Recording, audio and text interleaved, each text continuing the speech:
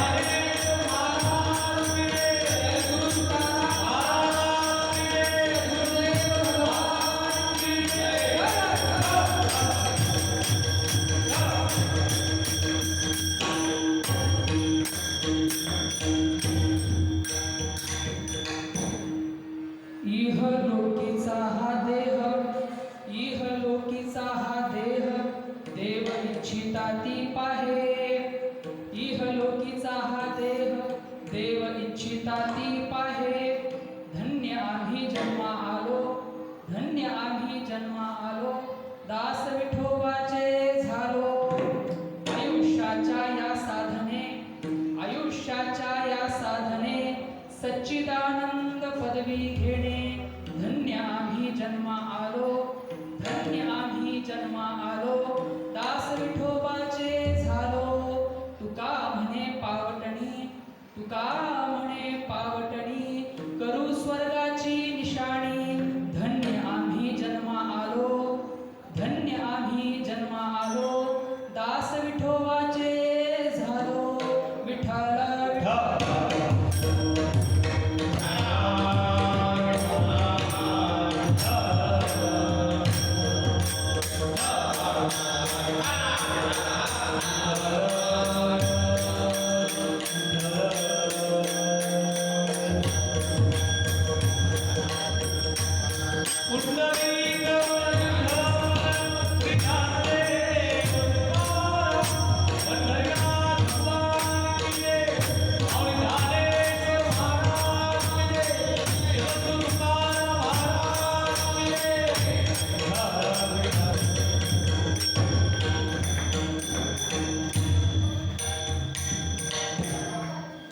ब्रह्मानन्दं परमसुखदं केवलं ज्ञानमूर्तिं द्वन्द्वातीतं गगनसदृशं तत्त्वमस्याधिलक्ष्यम् एकं नित्यं विमलमचलं सर्वधी साक्षिभूतं भावातीतं त्रिगुणरहितं सद्गुरुं तं नमामि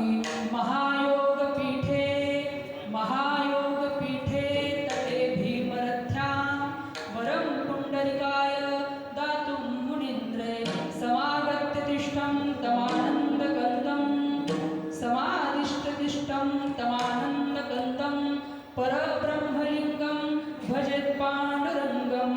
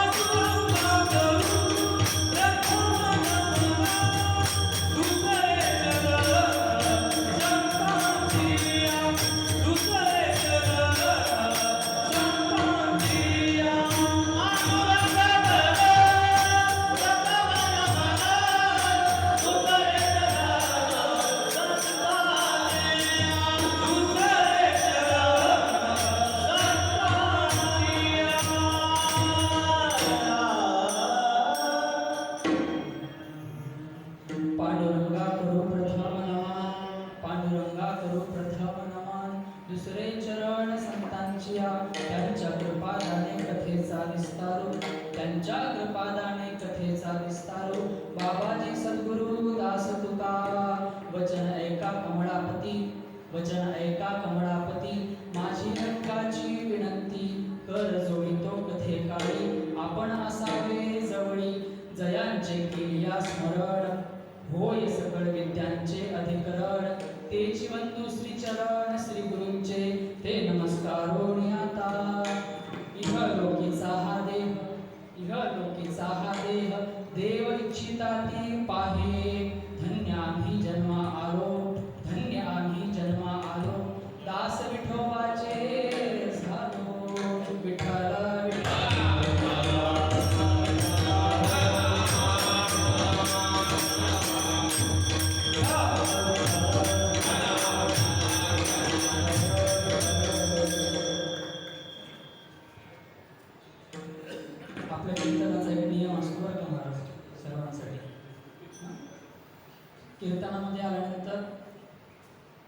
ज्यावेळेस आपण विठ्ठल विठ्ठलचं भजन करत असतो किंवा बोला पुंडलिकवरती असं ज्यावेळेस आपण गजर करतो त्यावेळेस प्रत्येकाला तो म्हणलाच पाहिजे तोंडाने.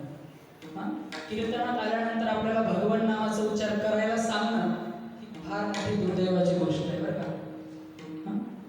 विठ्ठल विठ्ठल बोला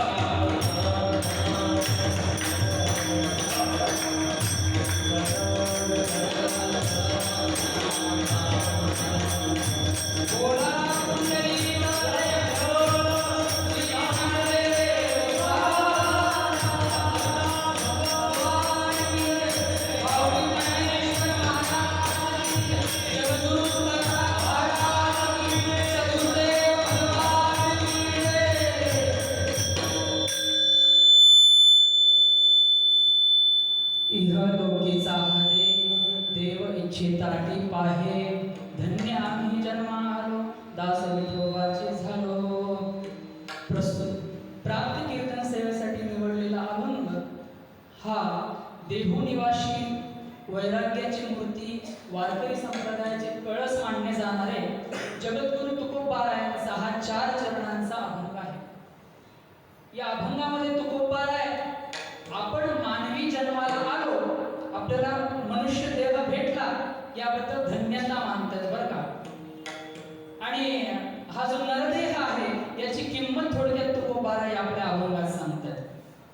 अभंगाच्या चिंतनाला आपल्याला वळायचंच आहे, परंतु थोडासा परिहार द्यायचा झाला तर तो असा की आपण या ठिकाणी आज वैकुंठवासी हरिभाऊ टाक यांच्या प्रथम वर्षश्राद्धाच्या निमित्ताने जमलेलो आहोत. त्यांना श्रद्धांजली वाहण्यासाठी त्यांची जी पुढील गती आहे ती सुखकर व्हावी म्हणून हा आपण कीर्तनाचा आदी सोहळा आपण आयोजित केलेला आहे वर्षश्राद्धाचा. आणि त्या निमित्ताने कीर्तनाची सेवा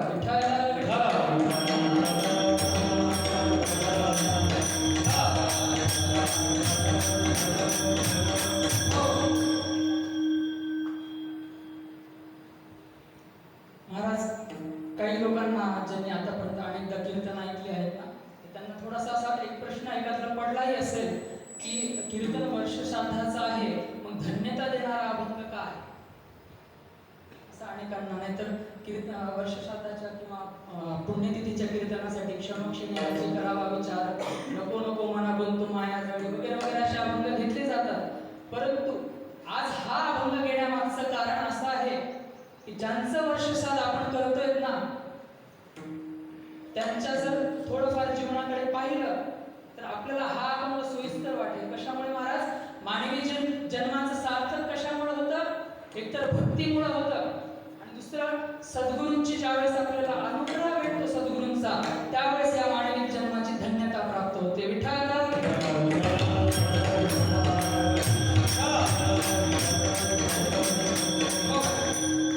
आणि आपले जे बाबा होते हरिभाऊ टाक वैकुंठवासी, तर यांना या दोन्ही धन्यता प्राप्त होत्या. त्यांनी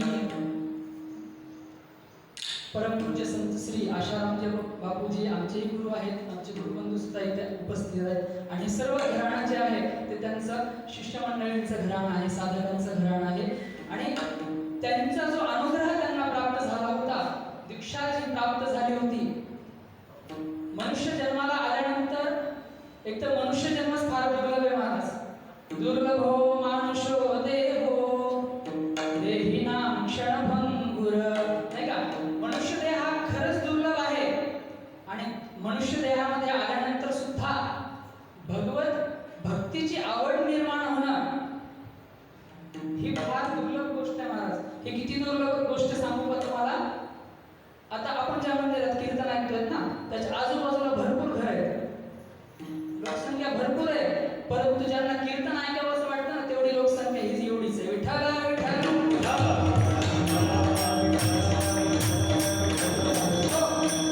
मनुष्य जन्म दुर्लभ आहे, आणि त्यातल्या त्यात धर्माची आवड निर्माण होणं दुर्लभ आहे, भक्ती आवडणं दुर्लभ आहे. आणि जर भक्ती आवडली, परमार्थ करायला लागला, तरी सुद्धा संतांच्या पायापाशी आपल्याला श्रद्धा होणं ही फार फार मोठी अवघड गोष्ट आहे महाराज. आणि संतांच्या पायी जरी श्रद्धा निर्माण झाली ना, एखादा ब्रह्मज्ञानी संत भेटावा, त्यांचा अनुग्रह आपल्याला भेटावा, ही सगळ्यात मोठी दुर्लभ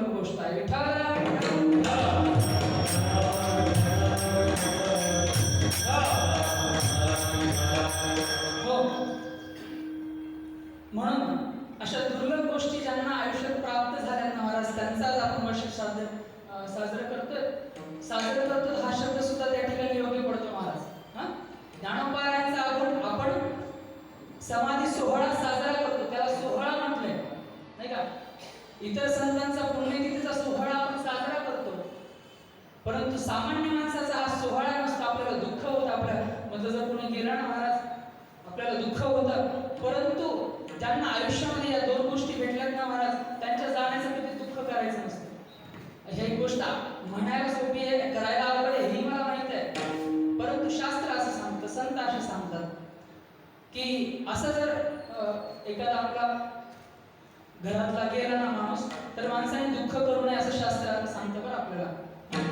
आता त्याच्यामध्ये भरपूर असं सांगता येईल, परंतु आपल्याला अभंगाकडे वळायचं आहे, त्याच्यामुळे जास्त न सांगता एवढी गोष्ट त्यांचा हा वर्ष श्राद्धाचा सोहळा आपण साजरा करतो हे मला बोलायचं होतं. आणि आता त्यांच्याबद्दल आमच्या बाबूजींच्या सगळ्या साधकांना तर त्यांच्याबद्दल बरंच काही माहिती आहे नाही का. ते असतील, आजी असतील, शाणीताई वगैरे आणि त्यांचा इतर सर्व परिवार, त्यांच्याबद्दल सांगू तितकं थोडंच नाही का. म्हणजे महत्वाची गोष्ट म्हणजे ते आश्रमाच्या मागे राहायचे, दोघं पण आजी आजोबा. आणि आश्रमात आलेल्या प्रत्येक साधकाला आपला हक्काचं घर वाटावं असं त्यांचं घर होतं महाराज. विचार आमचे गुरुबंधू इथे आहेत की नाही. प्रत्येकाला आश्रमात आलेल्या मग तो 150-200 लोक येऊ देत, 500 लोक येऊ देत, 1000 लोक येऊ देत, एखादं शिबिर वगैरे असेल की नाही महिलांचा पूर्ण निवास तिथं असेल त्यांच्या घरी. म्हणजे एवढी त्यांची गुरुसेवा सुद्धा त्यांच्या जीवनामध्ये त्यांनी प्राप्त केली होती आणि आमच्या सगळ्यांना त्यांचा आधार होता महाराज. म्हणून ही जी कीर्तनाची सेवा आहे त्यांची सेवा आणि सद्गुरूंची सेवा आहे असं मी म्हणून सेवेला सुरुवात करतो. विठ्ठल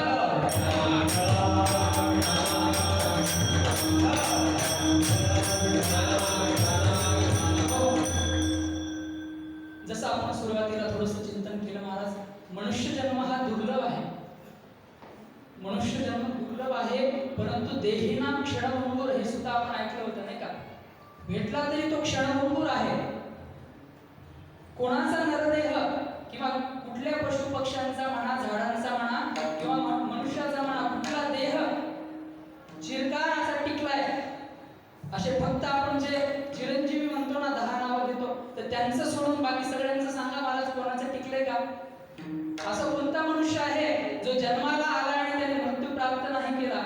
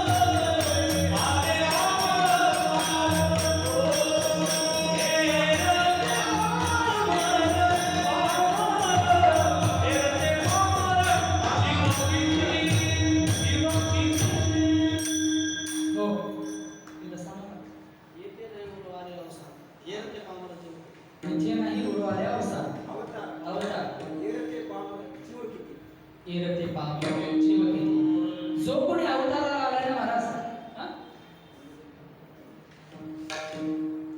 कोणताही जीव घ्या, मनुष्य घ्या, कुठलाही जीव घ्या महाराज, त्याचा देह हा टिकणारा नसतो, कधीतरी जाणार आहे. आपण इथे बसलोय, कोणीतरी मला हात वर करून सांगा बरं की माझा देह हा टिकणार आहे, मला मृत्यू येणार नाही. जर कोणी हात वर केला ना आम्ही सगळे तुमच्या पायावर होतो बरं का महाराज.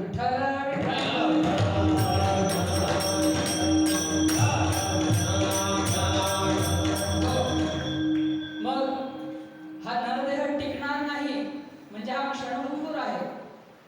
आपण लहान होतो त्यावेळेस आपला जो देह होता महाराज, तरुण वयामध्ये तो देह आपल्याला दिसणार नाही.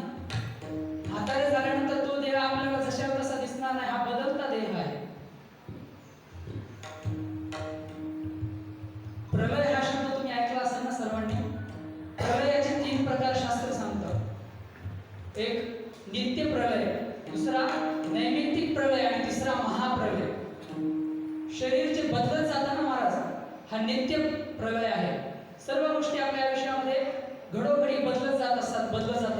त्याला म्हणतात नित्य प्रलय. हा प्रलय नेहमी होत असतो महाराज. नैमित्तिक प्रलय, एखादा महामारी आली, एखादी दुर्घटना घडली आणि तो झालेला प्रलय, अनेक लोक तिथं मेले जातात, जशी कोरोनाचा काळ आहे महाराज. नैमित्तिक प्रलय नाही का.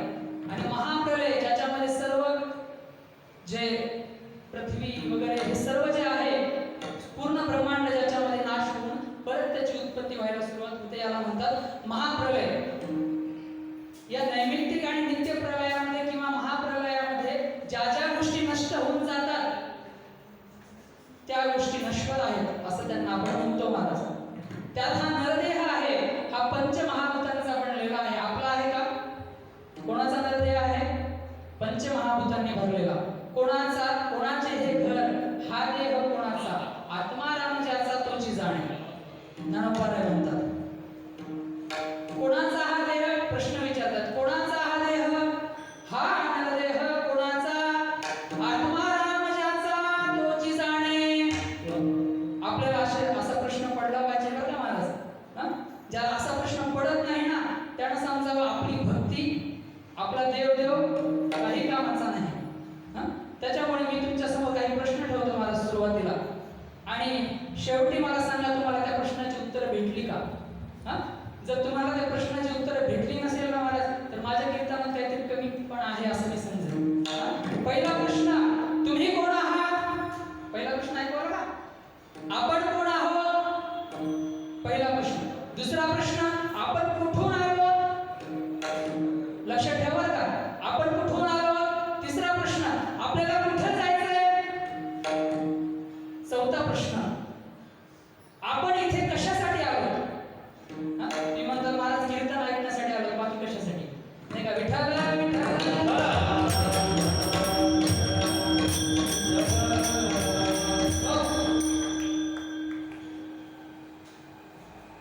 ते काय माहितीये का महाराज, जरा ट्युशन वगैरे शिकवतो ना, त्याच्यामुळे लहान मुलांना ग्रहपाठ देण्याची सवय झाली, त्याच्यामुळे तुम्हाला थोडासा क्लास वरत नाही का. विठ्ठल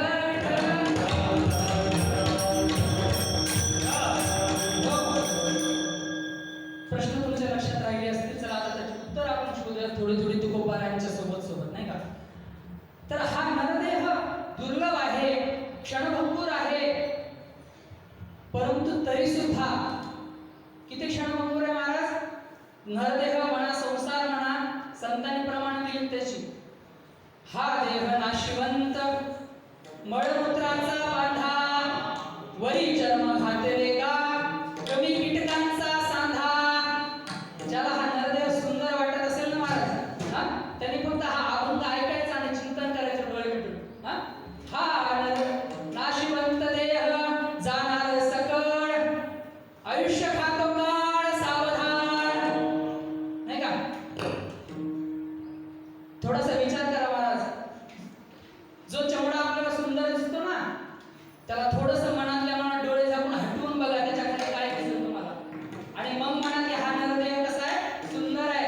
जनाबाईंनी तर अजून सांगितलं सुंदर भाषेमध्ये, सुंदर माझे जाते ग फिरते बहुतेके, सुंदर माझे जाते ग फिरते, हे ओया गाऊ कौतुके तुले देवा विठ्ठला, ओया गाऊ कौतुके तुले देवा विठ्ठला, ओया गाऊ कौतुके तुले देवा विठ्ठला, ओया गाऊ कौतुके तुले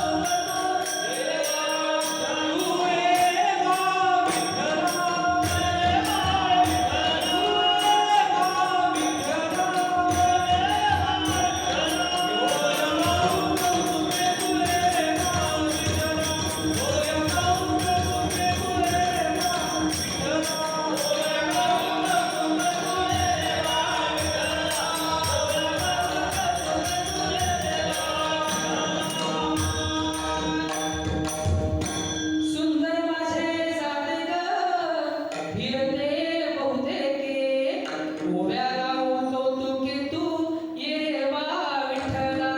आता तुम्ही म्हणाल महाराज या अभंगामध्ये सुंदर माझे जाते ग याच्यामध्ये आणि नरदेहामध्ये काय संबंध आहे?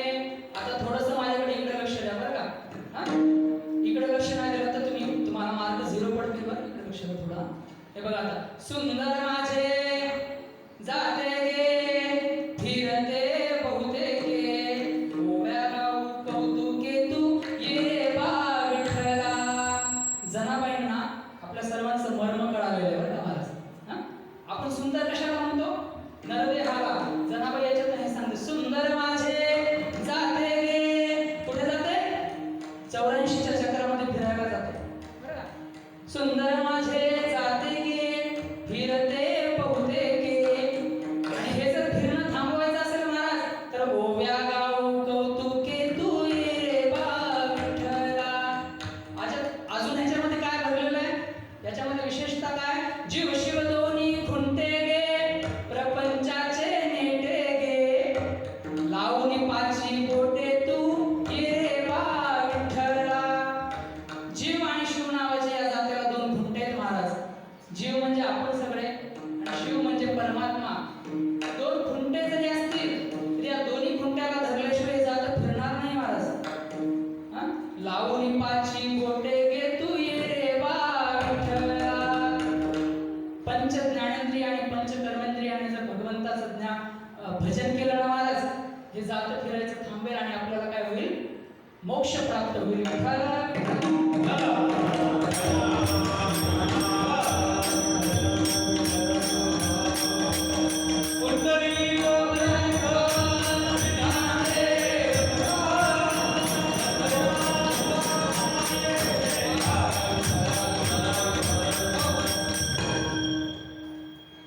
अशा प्रकारे महाराज हा नरदेह दुर्लभ जरी असला तरी मला सांगण्याचा उद्देश हा होता, नरदेह दुर्लभ जरी असला तरी सुद्धा हा एकटाच असा नरदेह आहे किंवा एकटाच असा देह आहे ज्याच्यामधून आपण भगवंताची प्राप्ती करून आम्ही काही ज्ञान नाही कोठे, आम्ही काही ज्ञान नाही कोठे,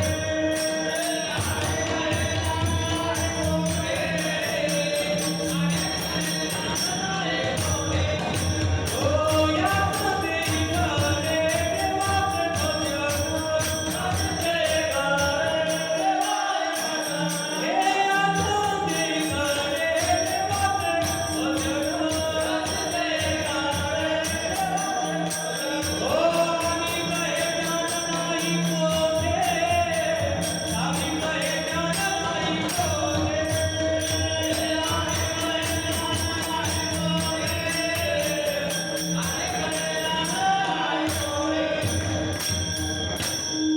अनेक हे त्राण नाही कोठे, याचे देही देवाचे भजन आहे का. दुसरं कुठलाही देह आपल्याला भगवंताचं भजन करू शकत नाही बरं का महाराज.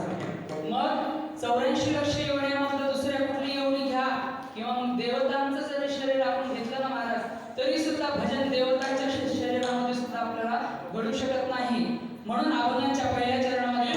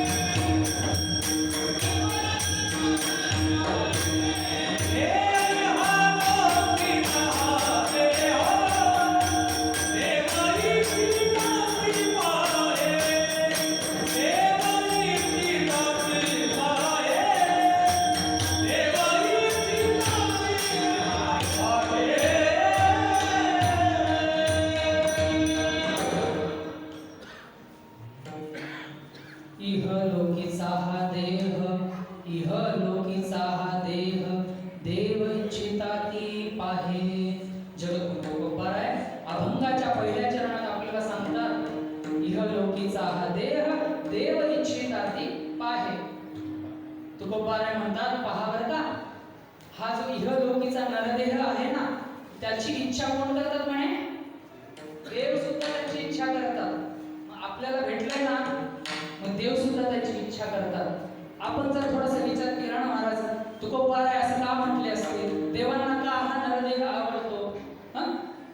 आपण जर थोडा देव योनी आणि मनुष्य योनी याचा जर थोडासा विचार केला ना, तर देवांचं देवतांचं इंद्रादी देवतांचं जे शरीर आहे ते अलौकिक असं शरीर आहे. ते कधी थकत नाही, नाही का? देवतांचं शरीर कधी थकत नाही. त्यांच्या शरीरामधून असा सुगंध असा येत असतो. त्यांना स्वर्गामध्ये वगैरे अनेक भोग असे काय करायला भेटतात, भोगायला भेटतात. स्वर्गात अमृत प्यायला भेटतं महाराज, आणखी काय पाहिजे, नाही का? भोगांच्या जर दृष्टीने आपण जर पाहिलं ना महाराज, तर देवांचा देह देवतांचा देह हा अलौकिक असा आहे. परंतु मनुष्य देहाचा तसा विचार करायला झाला तर मनुष्य देह हा तसा आहे, नाशिवंत आहे, क्षणभंगूर आहे. तरी सुद्धा देवता काय इच्छा म्हणजे आपले नरदेह आपल्याला मिळावा अशी इच्छा का करतात, हा प्रश्न आपल्याला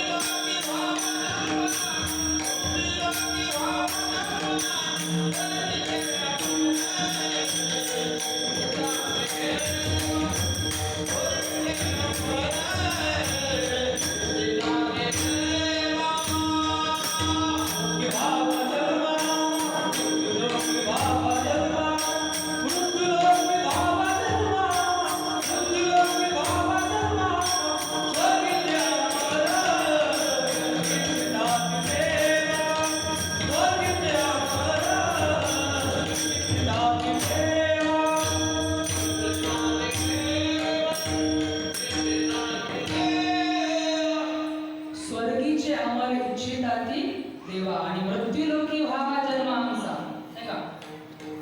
जे स्वर्गात राहणारे अमर अमर असे देव आहेत, कशामुळे अमर झाले? ते अमृत पिल्यामुळे अमर झालेले देव, नाही का? ते सुद्धा अशी इच्छा करतात महाराज की आम्हाला या मृत्यू लोकामध्ये जन्म भेटावा, मनुष्य जन्म भेटावा, मनुष्य देह भेटावा, नाही का? कसं काय? हा प्रश्न आपल्या पुढे असला पाहिजे. आता मी काय केलं माहिती का महाराज, माझ्या बॅग मध्ये ना काही लोखंडाचे सिक्के आणले बरं का, दाखवू का आता? बरं आणले तसं समजा ना, लोखंडाचे काही सिक्के आणले, कॉइन्स ज्याला आपण म्हणतो, आणि काही कॉइन्स हे चांदीचे आणले. आता तुम्ही थोडक्यामध्ये आपण धरूयात की लोखंडाचे कॉइन्स म्हणजे काय? मनुष्य जन्म, मनुष्य देह, आणि चांदीचे कॉइन्स म्हणजे काय? देवतांचा देह, अलौकिक असणारा. मी जर नंतर कीर्तनाच्या नंतर जे पाया पडायला त्यांना एक एक शिक्का द्यायचं ठरवलं ना, तर तुम्ही कुठला शिक्का देता? चांदीचा का लोखंडाचा? कोण म्हणलं लोखंडाचा? कोणाचा नको? महाराज म्हणतात आम्हाला लोखंडाचा सिक्का पाहिजे. बरं ठीक आहे, सगळ्यांना चांदीचे दिले, महाराजांना एकच मी काय दिला? लोखंडाचा सिक्का दिला. माझ्याकडचे चांदीचे संपले, लोखंडाचे उरले, एक सोडून सगळे बाकीचे, नाही का? मग मी काय केलं माहिती आहे का? हळूच त्याच बॅगमधून परीस काढला. परीस काय काढला? परीस. आता परीस काढला, महाराज लगेच आले माझ्याकडे, सिक्का पुढे केली मी महाराजांच्या हातावरचा शिक्क्याला परीसाचा स्पर्श केला, ते झालं सोनं. आता चांदी महाग का सोनं महाग सांगा? सोनं महाग आहे ना.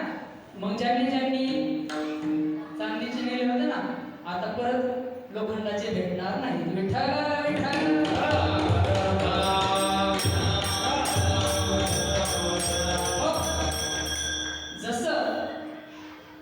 चांदीच्या त्या शिक्क्यांना परिसाचा जर स्पर्श झाला तर त्याचं सोनं होऊ शकत नाही, परंतु लोखंडाच्या चांदीपेक्षा कमी जरी आपल्याला वाटलं ना महाराज, जर परिसाचा स्पर्श झाला तर त्याचं सोनं होऊ शकतं.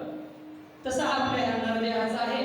हा क्षणभंगूर जरी असला, हा नाशवंत जरी असला, तरी देखील संतांची संगत ज्या वेळेस आपल्याला होईल ना महाराज, त्यावेळेस हा नरदेह सुद्धा सोन्याचा होऊन जातो. विठ्ठल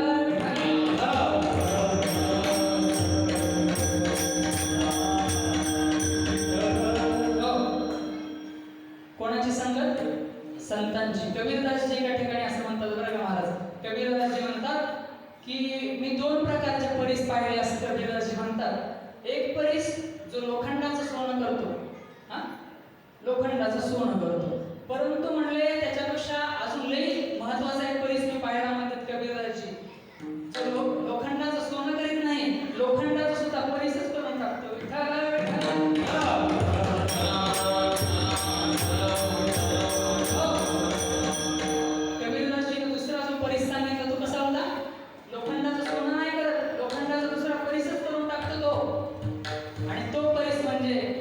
संत आहे, सद्गुरू आहे.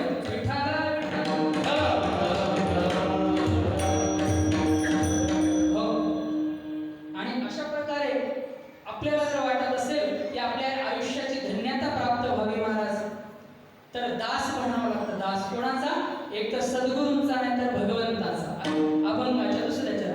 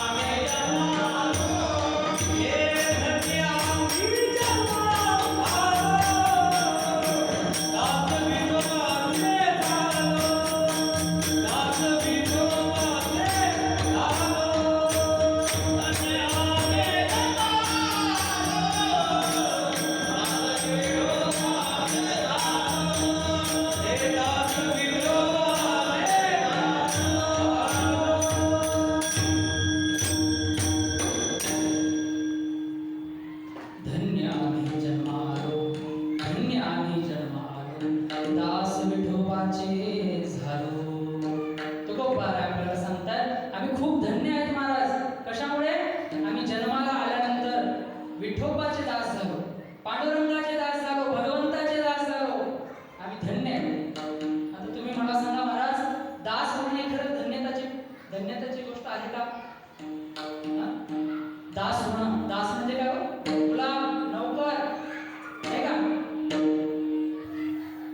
महाराज? तुकोबारायांचे हे जे शब्द आहेत ना, तर हे आपल्याला ऐकायला बरे वाटतं, परंतु ते एवढे सोपे आहेत का? पांडुरंगाचा दास व्हायचं, संतांचे दास व्हायचे. परंतु महाराज, खरी गोष्ट तर ही आहे की प्रत्येक जण कशाचा ना कशाचा दास असतो. कोणी जे व्यसन करतात ते व्यसनाचे दास असतात, कोणी दारूचा दास असतं, कोणी तंबाखूचा दास असतं, आदी करून जे व्यसन आहेत ना त्याचे दास असतात. आणि त्याचे ते दास झाले हे कशावरून ओळखायचं महाराज? त्यांना त्यांच्याशिवाय करमतच नाही आणि मालकानं जसं सांगितलं तसं दास वागत असतो, नाही का? मालकानं जसं सांगितलं ना तसं दास वागत असतो बरं का? मालकाचे देखत नाही. जो खरा दास असतो ना तो मालक नसताना सुद्धा तसंच वागतो. तुम्हाला माहिती असेल बघा की हत्ती असतो ना, हत्ती सर्कस मध्ये जो आपण बघतो ना हत्ती, तर तो हत्ती बांधून कसा ठेवतात महाराज? कसा बांधतात? मोठा मोठा एकदम मोठा हत्ती असतो बरं का, आणि त्याच्या एकाच पायाला पातळ अशी दोरी बांधलेली असते. कसं बांधतात? त्या हत्तीच्या एकाच पायाला पातळ अशी दोरी बांधलेली असते. आता बघा त्या हत्तीच्या मध्ये एवढी ताकद आहे, एक जर झटका दिला तर ती दोरी कधी सुटून जाईल, तो बैल मोकळा होईल, वेळच लागणार नाही. परंतु त्याला ती सवय लावली आहे. कशी सवय लावली आहे? हत्तीचं पिल्लू ज्यावेळेस लहान असतं ना महाराज, एकदम लहान, त्यावेळेस त्याच्या एका पायाला साखर दंडाला बांधून ठेवतात रोज, आणि तो प्रयत्न करतो सोडण्यासाठी, परंतु त्याला काही सुटत नाही. त्याच्याच्यानं ते शक्य होत नाही, साखर दंड आहे आणि तो लहान आहे म्हणून. परंतु त्याच्या डोक्यामध्ये असा विचार रोज घुमत राहतो की साखळी जी आहे ना, जे आपल्याला पायाला बांधतात ना, ते आपल्यापेक्षा बळकट आहे, ते आपल्यापेक्षा बळकट आहे, आणि हळूहळू साखळी सोडून फक्त दोरी बांधतात. कारण त्या मालकाला साखळी विकत घेणं परवडत नसते, सरकार एक दोरी बांधतात, परंतु त्याला ती सवय ती मनामध्ये होत राहते की आपण याच्याशिवाय राहू शकत नाही, याच्यापासून आपण दूर जाऊ शकत नाही. आणि मग हत्ती असाच मोठा होत जातो, आणि जसा तो मोठा होत जातो ना महाराज, तसा तसा ती त्याची भ्रांती वाढत जाते, आणि तो काय विचार करतो, आपण ह्या दोरीला सोडू शकत नाही. अशा प्रकारचे महाराज जे व्यसनाधीन झालेले लोक आहेत ना, तर त्यांना व्यसनाचा असा ध्यास लागलेला असतो, ते व्यसनाच्या अशा आहारी गेलेले असतात. म्हणून जर विकारांचं दास होणं जर आपल्याला नको असेल, काय काय विचारतात ना महाराज, दारू कशी सोडावी, नाही का, व्यसन कसं सोडावं, ते सोडायचं नाही, त्याच्याऐवजी दुसरं धरायचं. ते सोडणं होतंय का? सोडतो म्हणलं ना, नाही नाही नाही, त्याच्याऐवजी दुसरं धरावं लागतं, तेव्हा ते सोडणं होत असते. मग काय करावं लागेल? व्यसनाची गुलामी सोडण्यासाठी पांडुरंगाची आणि संतांची गुलामी पत्करावी लागेल. विठ्ठल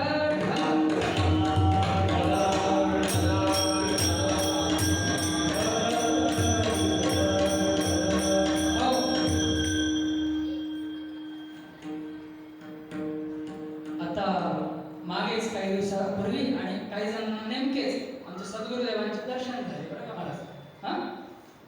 रायताला म्हणजे मुंबईला असतील, आरतीला आले, पावडींचं ज्यावेळेस प्रस्थान होतं त्यावेळेस आमचे सद्गुरू, आणि आता उज्जैनला वगैरे काही जण जाऊन आले. तर ज्यांनी त्यांचं दर्शन घेतलं ना महाराज, त्यांना कळेल की ते काय आहे. तिथे आता ज्यांना माहीत नसेल, बाबूजींचं ज्यांनी दर्शन घेतलं नसेल, किंवा असे काही लोक आहेत आता त्यांच्याबद्दल बोलतात सुद्धा काही नाही का, अशा लोकांसाठी हे मी उदाहरण आपल्या समोर ठेवतो बरं का महाराज. एखाद्याला दारू जर सोडायची असेल ना महाराज, कुठलं औषध घ्यावं लागत नाही, तिथं जाऊन काय प्रार्थना करावी लागत नाही, फक्त जाऊन दर्शन घ्यायचं एकदा बस. एका दृष्टीनं मोठे मोठे व्यसन सोडून जातात. एवढी शक्ती ज्या महात्म्यात आहे ना, तर त्यांच्या आम्ही कोणात दास आहे. म्हणून तुकोबाराय म्हणतात, धन्य आम्ही जन्म आलो आणि दास विठोबाचे झालो. ही धन्यता प्राप्त आम्हाला झाली आहे, तर तुकोबाराय म्हणतात, आणि ती धन्यता आपल्या सर्वांना प्राप्त व्हावी अशी देखील तुकोबारायांची इच्छा आहे. परंतु संतांमध्ये विश्वास हा आमचा तुमचा का बसत नाही माहिती का महाराज? कारण आपला असलेला अहंकार, दास होण्यासाठी हा अहंकार आधी जाळून टाकावा लागतो महाराज. नाहीतर बहुदुर्लभ आहे संत भेटी, नाही का. संत समोर असले तरी सुद्धा त्यांच्यावर आपली काय होत नाही, श्रद्धा बसत नाही का, जोपर्यंत आपल्यातला मीपणा जात नाही तोपर्यंत. आणि संतांनी पहिलं काम काय सांगितलं असेल ना महाराज, हा मीपणा घालून टाकण्याचं पहिलं काम सांगितलं. ज्यावेळेस जगद्गुरु तुकोबारायांना त्यांच्या सद्गुरूंची भेट झाली ना महाराज, जगद्गुरु तुकोबारांच्या आपण अभंग पहा गुरु परंपरेतले. जगद्गुरु तुकोबार म्हणतात, भोजना मागती तूप पावशेर, पडिला विसर स्वप्ना माझी. आपण कधी यावर विचार केला नाही महाराज. भोजना मागती तूप पावशेर म्हणजे काय? कधी विचार केला का आपण? संत आहे तो महाराज. संत नश्वर गोष्टी मागतील का? तूप मागतील संत लोक? नाही नाही, तूप याचा अर्थ आहे अहंकार. आपण पहा, ज्यावेळेस आपण दुधाचं सार जे म्हणतो ना, ते आपल्याला लोणी सापडतं बघा, दुधाचं सार. इच्छा हे सर्व विकारांचा सार आहे. हा? काम, क्रोध, मोह, मद, मत्सर, आपण हे जे विकार सांगतो ना महाराज, त्याच्यामध्ये पहिलं नाव कामाचं आहे. काम म्हणजे काय? इच्छा. इच्छा सर्व विकारांचा मूळ आहे, परंतु त्या इच्छेचं सुद्धा मूळ हा अहंकार आहे. जसं लोणी आपण दुधाचं सार म्हटलं, परंतु लोण्याचं सुद्धा सार जर काढायला गेलो तर आपल्याला तूप सापडतं. बरोबर आहे का महिला मंडळ? हा, लोण्याचं तूप करता तर तुपाचं लोणी करतं, सांगा. हा, लोण्याचं तूप करतो ना आपण. तर त्या प्रमाणे संत आपल्याला काय मागत असतात? तर संत आपल्याला आपला अहंकार मागत असतात. आपल्या शरीराला धरून मीपणा जो आहे ना महाराज, तो संत आपल्याला मागत असतात. म्हणून भोजना मागती तुप पाव शेर आणि पडिला विसर स्वप्ना माझी. हा मीपणा कशामुळे वाढलाय? तुकोबाऱ्यामध्ये स्वप्नामुळे वाढलाय. हा, हे स्वप्न किंवा ही झोप कुठली आहे? ही मोहरूपी झोप आहे. बरं का महाराज? हा, मनुष्य जन्माला आल्यानंतर जर आपल्याला भगवंताचं भजन करावंसं वाटलं नाही, संतांच्या ठिकाणी जावंसं वाटलं नाही, तर आपला हा मोह वाढत जातो संसाराप्रती आणि त्याच्यामध्ये अहंकार फोपावतो. म्हणून पडिला विसर स्वप्ना माझी. आणि नाथबाबांनी सुद्धा जे देवीचा जागर गोंधळ ज्यावेळेस गातात ना नाथ महाराज, त्यावेळेस सुद्धा जर काही मारायचं असेल, मोह महिषासुर मर्दना लागुनी, काय नष्ट करायचं आहे? मोह नावाचा महिषासुर नष्ट करायचा आहे. आणि परमार्थामध्ये दुसरी अडचण असते, विकल्प. काय अडचण असते महाराज? विकल्प ही परमार्थाची दुसरी अडचण असते. आपल्या मनामध्ये जोपर्यंत दुसरा विकल्प शोधण्याची इच्छा राहत नाही, नष्ट होत नाही ना महाराज, तोपर्यंत आपण भगवंताची प्राप्ती करू शकत नाही किंवा संतांच्या चरणी जाऊन नतमस्तक होऊ शकत नाही. हा, नाही का? म्हणजे परमार्थ सुद्धा आजकाल ती फॅशन चालू आहे का महाराज? एखादे महाराज त्यांची खूप मोठी शिष्य मंडळी असतील, चला त्या ठिकाणी. हा, आता ते नाही, चला दुसऱ्या ठिकाणी. हा काय विकल्प? हा विकल्प नसला नाही पाहिजे महाराज. श्रद्धा म्हणजे फक्त श्रद्धा असते, श्रद्धेला विकल्प नसतो. लक्षात ठेवा. एकाचा हात धरला ना महाराज, एका संतांच्या चरणी डोकं नतमस्तक झालो ना महाराज, आपल्या पूर्ण आयुष्याचं जे काही आहे तर ते पूर्ण त्या संतांच्या ठाई वाहून गेलं पाहिजे महाराज. तर आपल्याला कुठेतरी आपली प्रगती होईल आध्यात्मिक, नाही का? म्हणून महाराज ऐसी आणीचा पदर धरा जेणे देव येईल धरा, अशा संतांचा पदर आपण धरला पाहिजे, ज्यांच्यामुळे आपल्या घरामध्ये देव येईल. घरामध्ये म्हणजे मम हृदय भवन प्रभु तोरा, ताही आई बस उपभु चोरा. गोस्वामी तुलसीदासजी विनय पत्रिकेत म्हणतात बघा, हे माझं हृदय कोणाचं घर आहे? मम हृदय, माझं हृदय भवन प्रभु तोरा, हे तुझं घर आहे. आणि त्याच्यामध्ये काय? काम, क्रोध आदी विकार चोर येऊन बसले. मम हृदय भवन प्रभु तोरा, ताही आई बसही बहु चोरा. मैं एकिला अमिटवट मारा, मोरी सुनत नहीं को पुकारा. रघुनाथ बेगी करो संभारा, नहीं तो अपजस होए तुम्हारा. महाराज गोस्वामी तुलसीदासजी श्री राम प्रभूंना अशी विनंती करतात की प्रभू, माझे हृदय आहे ना, त्याच्यामध्ये चोर येऊन बसले, आणि तुम्ही काय करा, तुमचं घर आहे ना, त्यांना तुमच्या चोरांना तुम्हीच पाठवून द्या आणि तुम्ही माझ्या हृदयात या. अशा प्रकारचं दास्यत्व भाव आपल्यामध्ये प्रगट झाला पाहिजे, आणि तर आपल्या शरीर, आपल्या नरदेहात येण्याला काय होईल? धन्यता प्राप्त होईल. विठाला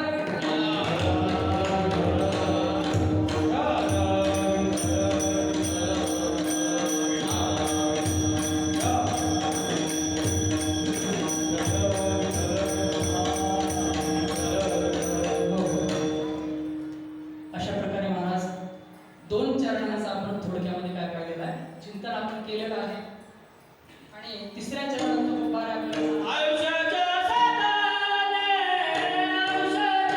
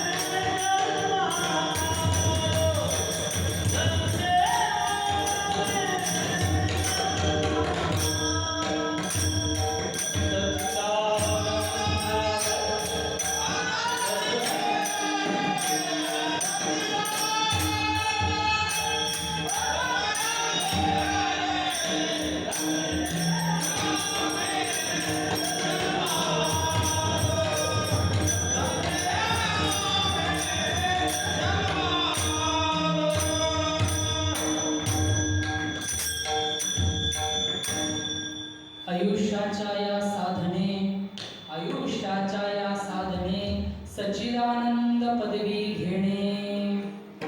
तुकोबाराय तिसऱ्या चरणामध्ये आपल्याला सांगतात की हे जे आयुष्य आपल्याला भेटले ना महाराज, हे कशासाठी भेटलंय? आपला प्रश्न होता ना, आपण काय काय प्रश्न होता आपला? मला सांगा. पहिला प्रश्न काय होता आपला? आपण कोण आहोत? आपण कुठून आलो? आपण इथं कशासाठी आलो? आणि आपल्याला जायचंय कुठं? आहे की नाही? मग सांगा इथं कशासाठी आलो? तुकोबाराय आपल्याला सांगतात, आयुष्याच्या या साधने सच्चिदानंद पदवी घेणे. कशासाठी आलो महाराज आपण इथे? सच्चिदानंद पदवी घेण्यासाठी म्हटले महाराज. बघा, पदवी म्हणजे काय असते? आपल्या सर्वांना वेगवेगळ्या पदव्या माहिती असतील नाही का? डॉक्टरची पदवी, इंजिनियरची पदवी, कलेक्टरची पदवी, तहसीलदाराची पदवी. याच्यात कोणती पदवी मोठी आहे हे सुद्धा कळायला पाहिजे बरं का महाराज. एकदा काय झालं माहिती आहे का? आता जे लक्ष देऊन ऐकतील त्यांनाच हा विनोद कळेल बरं का. एकदा काय झालं की एक म्हातारे आजोबा मंदिराच्या पारावर बसलेले होते. म्हातारी माणसं, आता दुपारची वेळ, थोडंसं ऊन लागत होतं, मंदिराच्या ठिकाणी थोडं शांत वाटत होतं आणि छान हवा लागत होती. त्या ठिकाणी बसले असताना त्यांचा एक नातू पळत पळत आला त्यांच्याजवळ, पेढे घेऊन बरं का. पेढे घेऊन पळत पळत आला आणि आजोबांच्या हातावर पेढा ठेवला आणि आजोबांना सांगितलं, आजोबा हा घ्या पेढा. आजोबा म्हणले, कशाचा पेढा बुवा? तो म्हणला, आजोबा मी कलेक्टर झालो. म्हणला, कलेक्टर? आजोबा म्हणले, जर अजून शिकला असता तर तहसीलदार तरी झाला असतास. विठाला विठाला.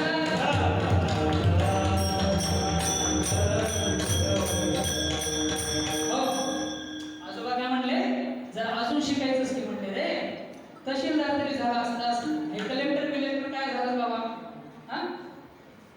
हे कशामुळे झालं? मोठं पद कोणतं हे त्यांना माहिती नव्हतं म्हणून, नाही का? मग या आयुष्यामध्ये आल्यानंतर सर्वात मोठं पद कोणतं? त्या आजोबांना हसू नका, आपण सुद्धा तेच आजोबा आहे बरं का. सगळे तुम्ही मी सगळे. मोठी पदवी कोणती हे कोणालाच माहिती नाहीये. आणि जरी माहिती असली तरी ती मिळवायची कशी हे सुद्धा माहिती नाहीये. मग हे जर आपल्याला माहिती करून घ्यायचं असेल तर त्यासाठी सद्गुरूंची संगत करावी लागेल. त्यासाठी संतांना ऐकावं लागेल. संत काय म्हणतायत? संत आपल्याला कोणता मार्ग दाखवतात तो मार्ग धरावा लागेल. आणि संतांच्या पायी सर्व भावे असा विश्वास पाहिजे, नाही का? आणि अशा प्रकारचा विश्वास जर असेल ना महाराज, तर आपल्याला मात्र या आयुष्यात आल्यानंतर योग्य असं साधन मिळतं बरं का. आता साधन सुद्धा बरेच प्रकारचे असतात, नाही का? अनेक प्रकारचे बघा लोक, अनेक प्रकारचे लोक असतात बघा साधन करणारे धर्माच्या नावावर, नाही का?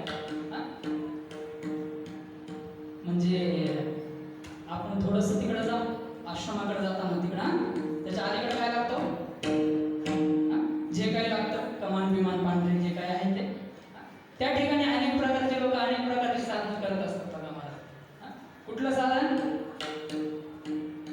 देवाला नख्या वाहण्याचं साधन. अजून काय म्हणायचं त्या साधनाला? ते पण ते शिजत नाही म्हणून वाहतात म्हणे बाबा नख्या. मला माहिती नाही, सहज ऐकलं म्हणून सांगतो, नाही का? आणि हे जे साधन आहे महाराज, आपण जे साधन करतोय ना ते जाऊ द्या, परंतु आपण रोजच्या जीवनामध्ये जे भगवंताचं साधन करतोय ना, भगवंताला प्राप्त करून घेण्यासाठी म्हणून भक्ती वगैरे जे तर ते साधन खरंच आपल्याला भगवंताकडे घेऊन जातंय, भगवंतापासून दूर घेऊन जातंय, हा सुद्धा विचार आपण केला पाहिजे. त्यासाठी क्षणोक्षणी हाची करावा विचार, तरावया पार भवसिंधू. क्षणोक्षणी आपण काय विचार केला पाहिजे महाराज? की आपण हा भवसिंधू कसा तरून जाऊ, हा आपण विचार केला पाहिजे. आणि त्यासाठी परमार्थाप्रती तातडी पाहिजे महाराज, नाही का? परमार्थासाठीच तातडी पाहिजे, नाहीतर अनेक जण भक्ती करतात ना महाराज. अनेक जण कशासाठी भक्ती करतात? नवस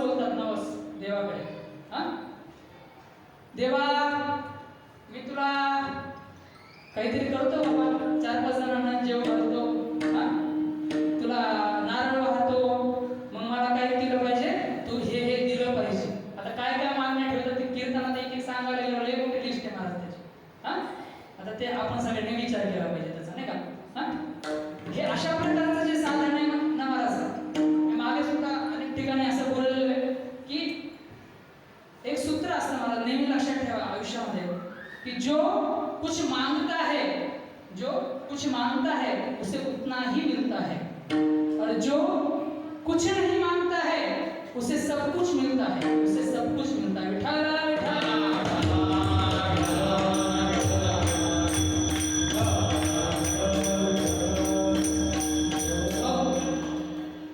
अशा प्रकारे महाराज साधन कसं केलं पाहिजे यावर आपण चर्चा करत होतो, नाही का? साधन कसं केलं पाहिजे? आता ऐसे न करा काही, पुढे नाही नाश जा, नाही का?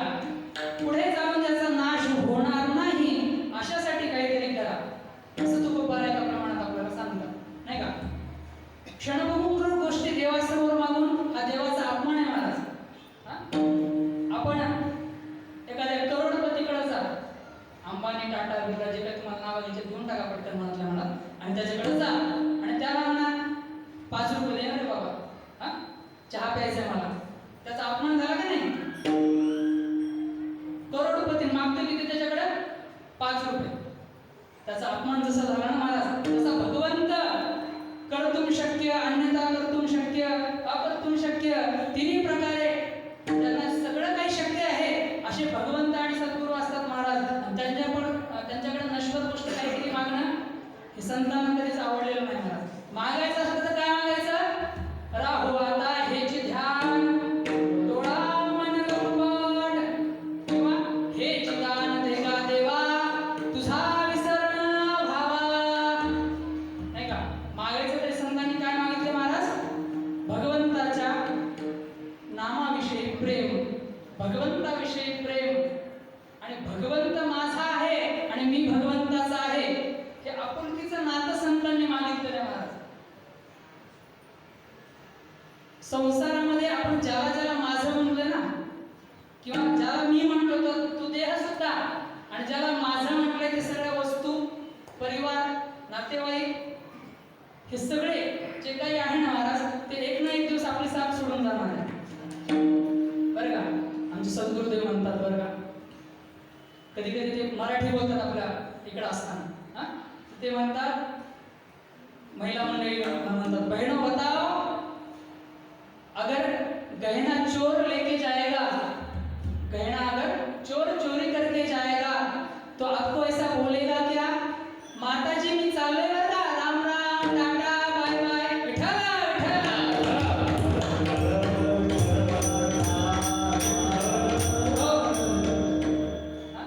समजा आपला मोबाईल चोरीला गेला कुठे प्रवासात जात असताना, मोबाईल आपल्याला म्हणतो का, महाराज आपली साथ इथपर्यंतच होती, आता मी चाललो बरं का, माझा मला आता दुसरा ज्याने चोरला येतो, असं म्हणतो का मोबाईल? कधी नाही ना. कुठलीही नश्वर गोष्टी महाराज, त्या नश्वर गोष्टीला माहित नाही की आपण कोण आहोत, हा? आणि मग त्याच्यातून सुख शोधण्याची ही जी बुद्धी आहे महाराज, ही बुद्धी संतांनी पहिले आपल्याला दूर करायला सांगितली. आणि खरं काय आहे आणि खोटं काय आहे, नाही का? नश्वर काय आहे आणि शाश्वत काय आहे, हा जो भेद आहे तो संतांनी करायला सांगितलाय. आणि अशी बुद्धी ज्याच्याकडे असते, ज्ञानोबा म्हणतात, बुद्धीचे वैभव अन्य नाही तुझे, एषा एका केशवराजे सकळ सिद्धी. अशी बुद्धीचं वैभव ज्याच्याकडे आहे, नश्वरला नश्वर म्हणणे, शाश्वतला शाश्वत म्हणणे, त्याला मात्र सकळ सिद्धी फक्त भगवंताचं भजन करण्यानेच प्राप्त होते, बरं का महाराज. विठ्ठल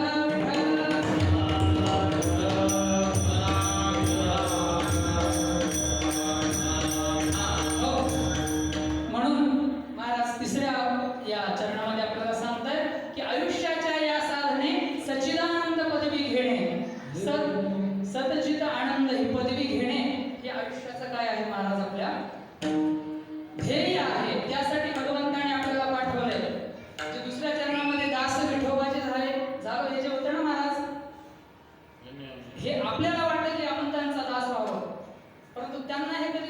वाटत नाही बरं का महाराज. थोडंसं बारीक लक्ष देऊन ऐका. संतांना किंवा सद्गुरूंना किंवा भगवंतांना असं कधीच वाटत नाही की याने आपला दास व्हावं.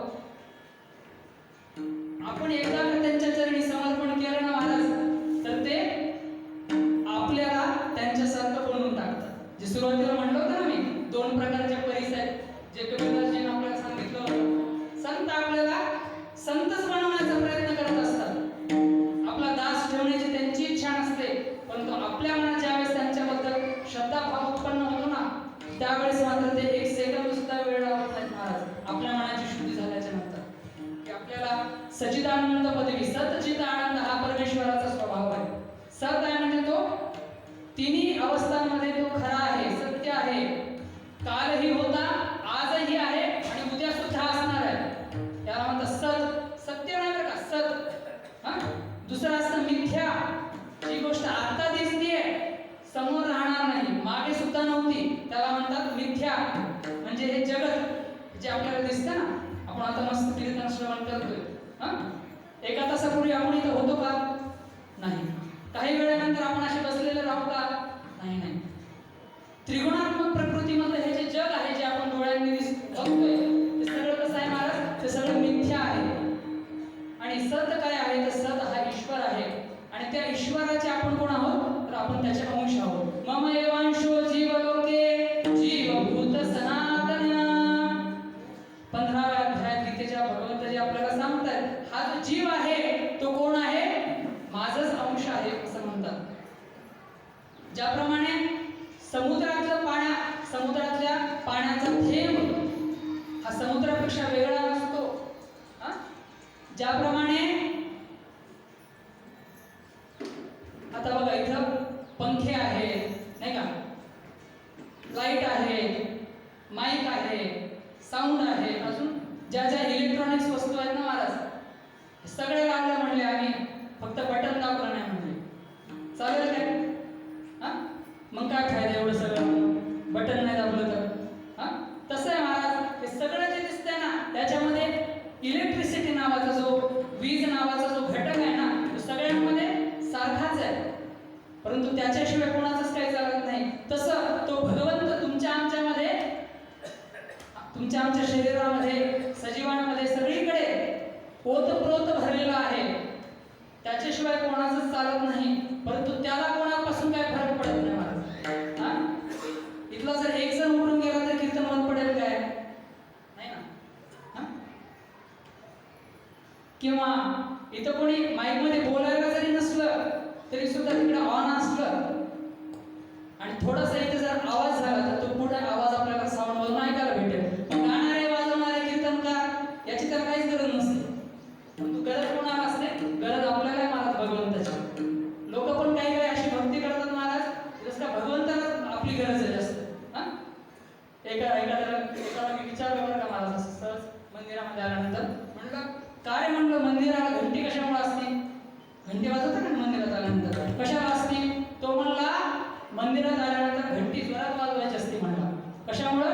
देव झोपलेला असतो म्हणला, जाग करायची. मी आलो आहे बघ माझ्याकडं, हा त्याच्यासाठी घंटी असते काय? मी म्हणलं अरे बाबा, घंटी कशासाठी असते लक्षात ठेवा. मंदिरात आल्यानंतर घंटी वाजवल्यानंतर जोपर्यंत त्या घंटीचा आवाज पूर्ण नष्ट होत नाही ना महाराज, तोपर्यंत ज्याने वाजवलं त्याने त्या घंटीच्या खाली थांबायचं असतं. आपला वारकरी संप्रदाय, सनातनी हिंदू धर्म, जे लोक अंधश्रद्धा म्हणतात ना, तर त्यांना एक 5 मिनिट माझ्यासमोर आणून बसवा. हा त्याच्यामध्ये विज्ञान आहे महाराज, विज्ञान. जर तुम्ही लक्ष देऊन डोळे बंद करून त्या घंटीचा आवाज ऐकला ना महाराज, तर तो आवाज सुरुवातीला मोठा असतो, हळूहळू लहान लहान होत जातो. जर तुम्ही लक्ष देऊन ऐकलं ना महाराज, तर तुमचं मन शांत व्हायला वेळ लागत नाही. जसा तो घंटीचा आवाज संपेल ना महाराज, तोपर्यंत आपलं मन शांत झालेलं असतं. आणि असं शांत झालेलं मन घेऊन जर आपण परमेश्वराकडे गेलो, तर मग परमेश्वरांचं आपलं ऐक्य होण्यामध्ये जरा सुद्धा वेळ लागणार नाही. विठ्ठल विठ्ठल.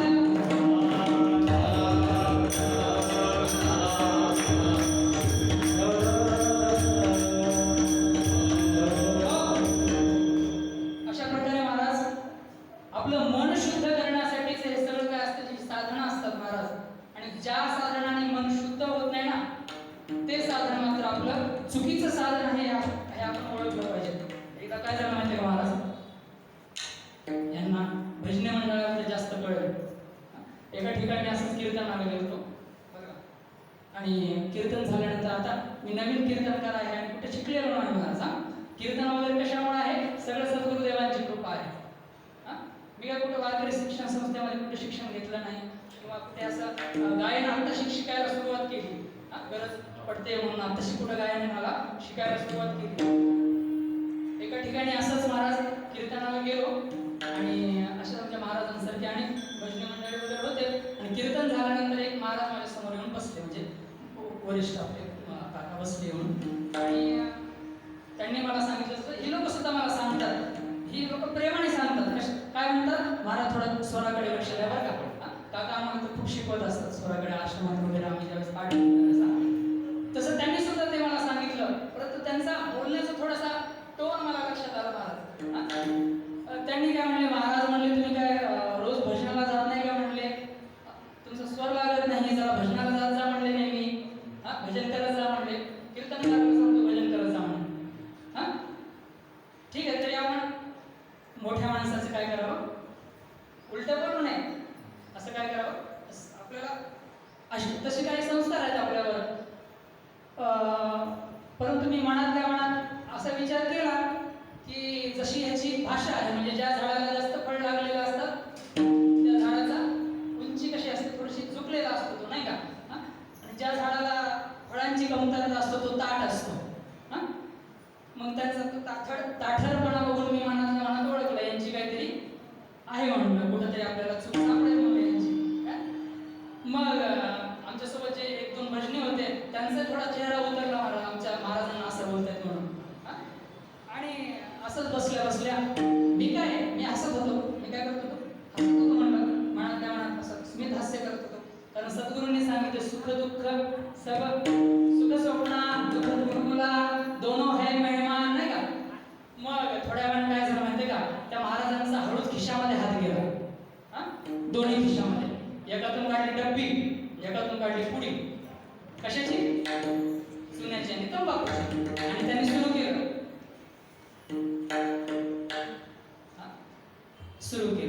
आणि हळूच जशी खातात आपण बघितलेलं असं, हळूच तंबाखू तोंडात टाकली. आणि जसं तंबाखू तोंडात टाकली तसं माझ्याकडे बघितलं आणि मी थोडासा हसलो फक्त. आणि त्यांना कळालं आता आपलं बिंग पुरते. त्याच वेळेस ते उठून बाहेर विठाला विठाला.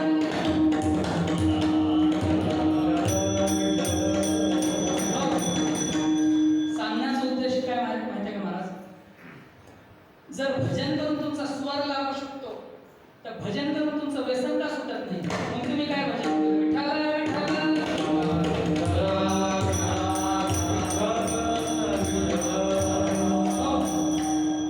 सांगण्याचा उद्देश हा की आपण साधन जे करतो ना महाराज, ते साधन आपल्या खरंच कामाला येते की नाही येते हे तपासून बघण्याची गरज आहे.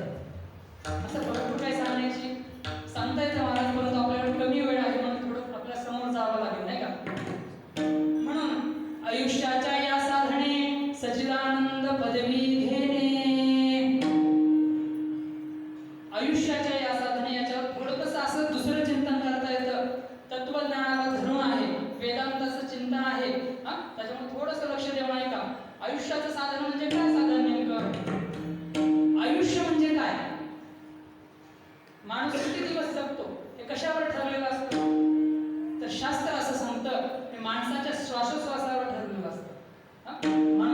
मनुष्य जन्म आपल्याला ज्यावेळेस मिळतो किंवा कुठलाही जन्म ज्यावेळेस आपल्याला मिळतो त्यावेळेस काही आपल्याला इतके वर्ष तू जगशील असं ठरवून कोणाला पाठवलेलं नसतं. परंतु आपल्याला श्वास किती घ्यायचे हे मात्र आधी ठरलेलं असतं बरं का महाराज. मग आपण जर कीर्तनामध्ये येऊन बसलो, आपण प्रवचनामध्ये येऊन बसलो, संतांच्या संगतीमध्ये गेलो, मंदिरामध्ये रोज जायला लागलो, भगवान नामाचं भजन करायला लागलो, तर आपण कीर्तनाच्या वेळेस थोडंसं श्वासाकडे लक्ष द्या. श्वास हळूहळू चालतात. श्वास कसे चालतात, हळूहळू चालतात.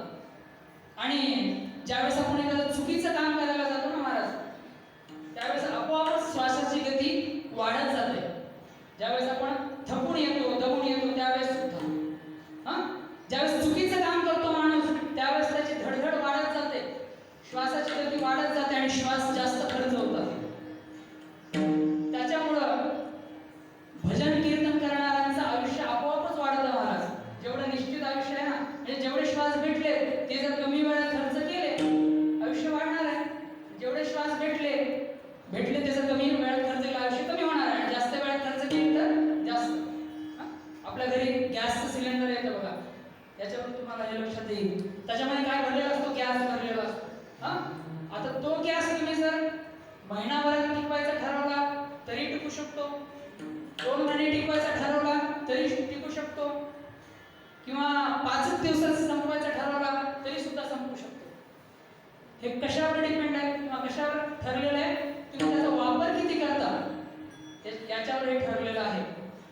म्हणून श्वास, ज्याला आपली आध्यात्मिक प्रगती करायची ना महाराज, तर त्याने ज्यावेळेस आपल्याला वेळ असेल, आपण ज्यावेळेस काहीच काम नाही शांत बसलोय त्यावेळेस आपण आपल्या श्वासाकडे लक्ष दिलं पाहिजे.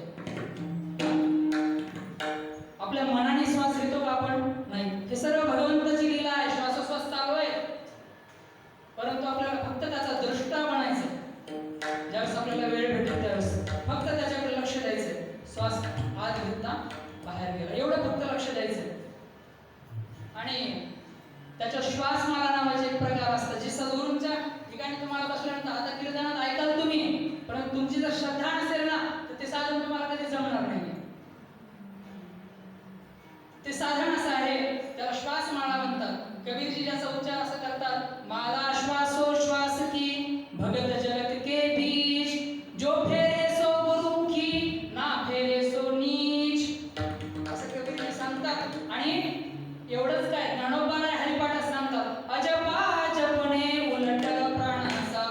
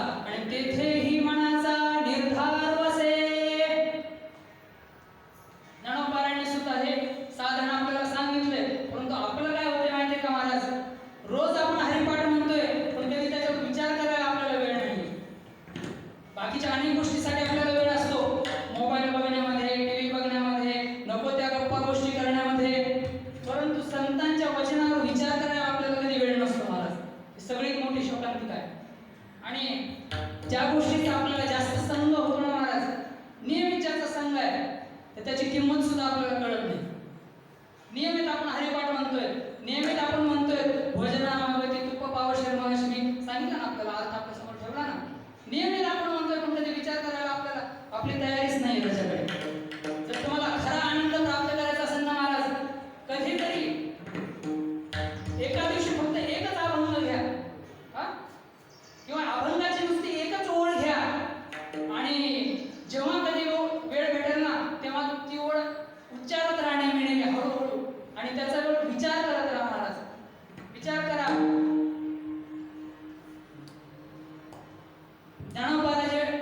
ज्ञानोबाराची जी गवळण आहे महाराज, इवलेस रूप लाविये द्वारी, त्याचा वेणू गेला गगनावेरी, मोगरा फुलला, मोगरा फुलला, मोगरा फुलला, मोगरा फुलला. याच्यावर जर आपण विचार केला ना महाराज, याच्यावर तुम्ही महिनाभर विचार करा. फक्त पहिल्या ओळीवर इवलेसे रोप लाविले द्वारी आणि त्याचा वेणू गेला गगनावरी. मी तर म्हणतो महाराज, मला जर याच्यावर प्रवचन करायला लावलं ना, महिनाभर नुसतं याच्यावरच बोलल मी. संतांचे शब्द एवढे स्वस्त तुम्ही समजू नका बरं का. हा, संतांचे शब्द खूप मौल्यवान असतात. इवले सेरो लावे आणि त्याचा वेळ कुठे गेला? गगनावर गेला. विचार करा, ज्यावेळेस आपली नंतर भेट होईल ना त्यावेळेस मला याचा अर्थ सांगा. ठीक आहे? विठ्ठल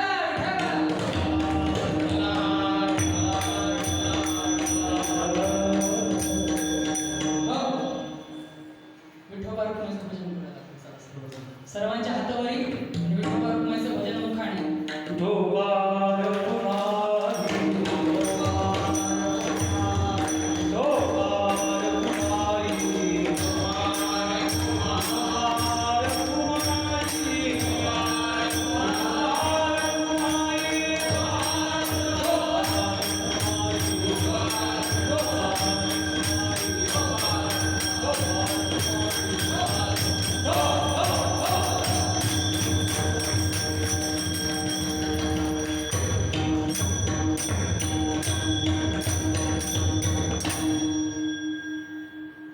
अजपाजपणे उलट प्राणाचा आपण इथे होतो हा.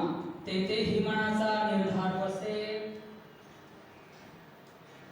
श्वास आत गेला महाराज, भगवंताचं नाम स्मरण करायचं. काय करायचं? जे कोणतं भगवंताचं नाव, राम म्हणा, कृष्ण म्हणा, हरी म्हणा, ओम म्हणा, गोविंद म्हणा, सहजपणे जे कुठलं नाव येईल आपल्या मुखाला ते नामस्मरण करायचं आणि श्वास बाहेर गेल्यानंतर एक म्हणायचं. परत श्वास आत गेला, सहजपणे आलेलं मुखाला भगवंताचं नाम म्हणत घ्यायचं. श्वास बाहेर गेल्यानंतर दोन म्हणायचं. श्वास स्वतः घ्यायची का? नाही, नैसर्गिकरित्या जसं चालू तसं फक्त त्याचा दृष्टा म्हणायचा आणि अशी उजळणी करत करत जायचं महाराज. अजपाजपणे उलट प्राणाचा, नाही का? उलट प्राणाचा श्वास बाहेर जातो तेव्हा उजळणी करायची, नाही का? आणि तेथे हिमणाचा निर्धार वसे. जोपर्यंत आपल्या मनाचा निर्धार टिकतो, जोपर्यंत उजळणी चुकत नाही तोपर्यंत बरं आहे. आणि एकदा चुकली की पुन्हा एक पासून सुरुवात करायची. हा, अशा प्रकारे हा आयुष्याचं साधन. हा, आपण अभंगातच आहे बरं का, बाहेर गेलो नाही. हे आयुष्याचं, आयुष्य म्हणजे प्राण, आयुष्य म्हणजे श्वास. आणि ह्या आयुष्याच्या साधने सच्चिदानंद पदवी घेणे. सच्चिदानंद पदवी घेण्यासाठी या आयुष्याचं हे जर साधन आपण वापरलं, सद्गुरूंना शरण गेलो, त्यांनी साधन सांगितलेलं आपण केलं, तर आपल्याला सतचित आनंद ही पदवी प्राप्त होऊ शकते. आणि त्या सतचित आनंद या पदवी समोर स्वर्गाची सुद्धा काही किंमत नाही बरं का महाराज. हा, तुकोबारा शेवटच्या चरणात तुका